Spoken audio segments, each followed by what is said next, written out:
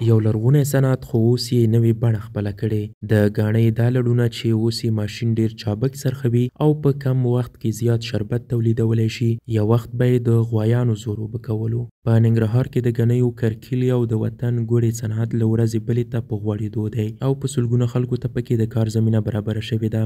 دا په کامې ولسوالۍ کې د ګوړې تر ټولو مشهوره ګاڼۍ ده چې په شاواروس کې سلګونه منه ګوړه تولیدوي چې ځانګړی نوم لري او له لرې پرتو سیمو ورته خلک د سیال او فرمایشي ګوړې جوړولو لپاره راځي.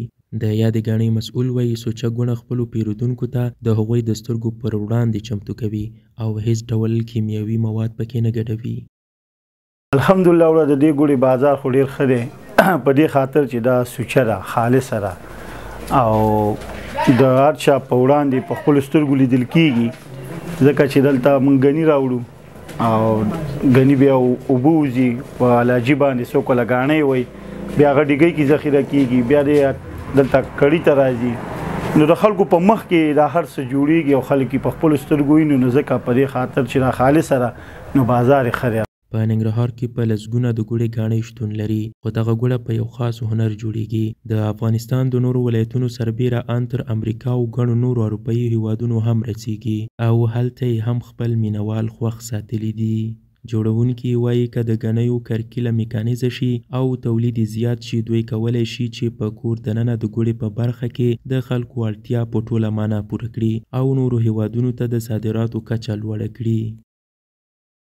الحمدلله افغانستان 40 ولایتونو له خوځي په ملکونو خارجي ته ګوړه ورکو جوړو تجاران راځي اوړي چې د هغې د شمول نه یو امریکا ده. په امریکا کې کانپورنیا ولایت ته ډېره ځي، جرمني ته ځي، فرانسې ته ځي، ترکیه ته ځي، دوبۍ ته ځي.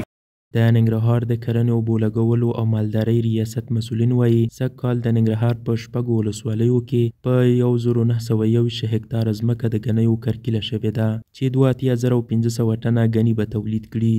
هغه همدارنګه وایي له یادو ګنیو به 3,950 ټنه ګوړه تولید شي چې د نورو وختونو په پرتله لوړ والی ښیي.